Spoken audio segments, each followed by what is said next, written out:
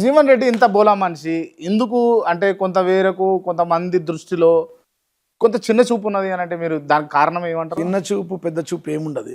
వార్తల్లో వ్యక్తి, నేను మాట్లాడితే వార్త, నేను నడిస్తే వార్త, నేను కార్ మీద పోతే వార్త, నేను అసెంబ్లీకి పోతే వార్త, నేను అసెంబ్లీకి రోల్స్ రాయ్ కార్ మీద పోతే వార్త. ఇప్పుడు వార్తల్లో వ్యక్తిని కాబట్టి అది ఐదర్ గుడ్ ఆర్ బ్యాడ్ ఏది చేసినా నన్ను ట్రోల్ చేస్తారు. దానికి నేనేం చేస్తా చెప్పు? ఏ మోడల్ మీ దగ్గర ఉన్న రోల్స్ రైస్ కార్? మోడల్ అంటే నేను చెప్తున్నా, అప్పుడు వార్తలు వేసిరు కదా, నువ్వే నీ టీవీలో వేసినావు. నువ్వు అసెంబ్లీకి వస్తే G63 జీ వ్యాగన్లు వస్తే వేసినావు, రోల్స్ రాయ్ కార్లు వస్తే, ఈ కార్లు వస్తే దానికి దీనికి కలెక్షన్ కార్ల కలెక్షన్. ఇప్పుడు నేను రాజకీయం చేసినాం, వ్యాపారం చేసుకున్నాం. వ్యాపారం నా దందా రియల్ ఎస్టేట్ కదా, ఇయ్యాల కాదు కదా. 2001 నుంచి చేస్తా ఉన్నా రియల్ ఎస్టేట్. అంటే ఎవరు సంపాదించడంత ఎక్కువ మీకు ఎట్లా కుదిరింది? ఏం కుదురుతుంది దాంట్లో? రియల్ ఎస్టేట్ కలిసి వచ్చింది. రామాయపల్లిలో 100 ఎకరాలు కొన్నా, ₹1,00,000 ఉండే, 3.5 లక్షలకు కొన్నా, 70 లక్షలు అయింది. కలిసి వచ్చింది. భువనగిరిలో గొల్లెగూడెం విలేజ్ ఉండే, ఆడ ల్యాండ్ కొన్నా 7 ఎకరాలు, 2 కోట్లకు అమ్మినా. ఈడ ల్యాండ్స్ కొన్నా, పెరిగినాయి ల్యాండ్స్. ల్యాండ్స్ పెరిగితే రియల్ ఎస్టేట్లే కదా.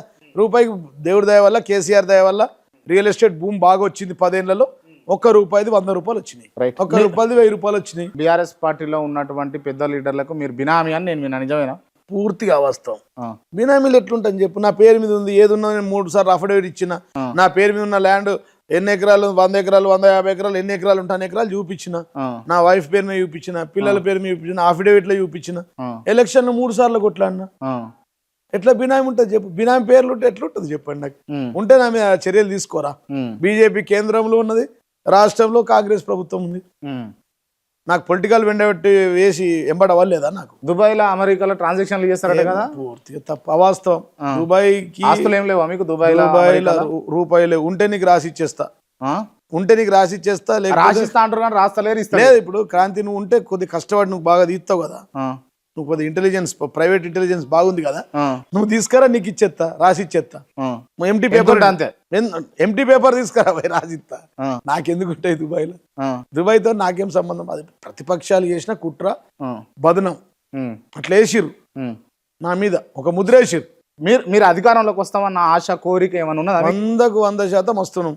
ఏ గల్లీకి పోయినా ఎవరికైనా క్రాంతి ఇక్కడ నుంచి పోదాం, మనం ఆటో బుక్ చేయి, స్విగ్గీ ఊబర్ బుక్ చేయి, కార్ బుక్ చేయి, కార్లో పోదాం, ఆడ పోయి ఛాయ్ తాగుదాం, ఛాయ్ అడుగుదాం, ఆటో అని అడుగుదాం, ఆటో ఆయన అడుగుదాం, ఆటో డ్రైవర్ని అడుగుదాం, కార్ డ్రైవర్ని, ఎవరిని అడుగు.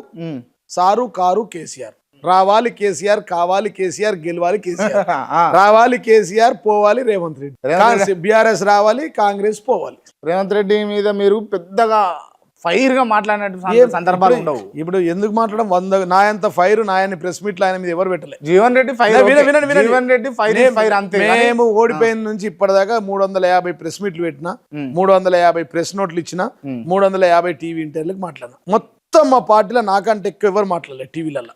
నువ్వు లెక్కది రామన్న కూడా, నువ్వు లెక్కది రామన్న కే హరీష్ రావు విడిసబెట్టిగా మీతో రామన్న హరీష్ రావు కేసీఆర్ నా అన్ని సార్లు ప్రెస్ మీట్లు పెట్టినోడు ఉన్న మొగోడు ఉంటే ఎవరు లేరంటారు. నేను ఏమంటున్నా, అత్యధికంగా పెట్టినా అంటున్నా. నీ మీడియా గ్రూపులలో వస్తాయి, నీకు తెలియదు క్రాంతి. నువ్వే 10 సార్లు అడిగినావు కదా, ఎందుకన్నా నీకు అవసరమా ఇంత అగ్రెసివ్గా ఇన్ని ఫోన్లు? నువ్వే నాకు 3 సార్లు అన్నావు. బరాబరి చేస్తాం, ఒకటే ఉంటాం, ఒకటే మాట మీద ఉంటామని చెప్పినాం.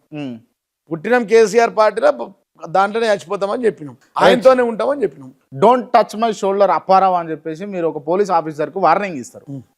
ఎందుకు వార్నింగ్ ఇయ్యలే? నేను 2-3 దఫాలుగా మాట్లాడినా.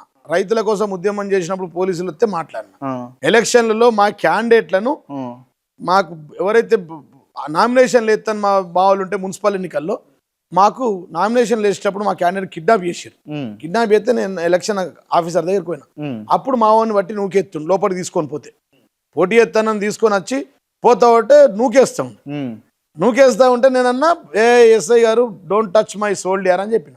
అంటే ఆవేశం నాకు అట్లా వచ్చింది అన్న. రెండోది సజ్జనార్ మీద మాట్లాడినా. హైదరాబాద్లో తెలంగాణ భవన్లో మాట్లాడినా.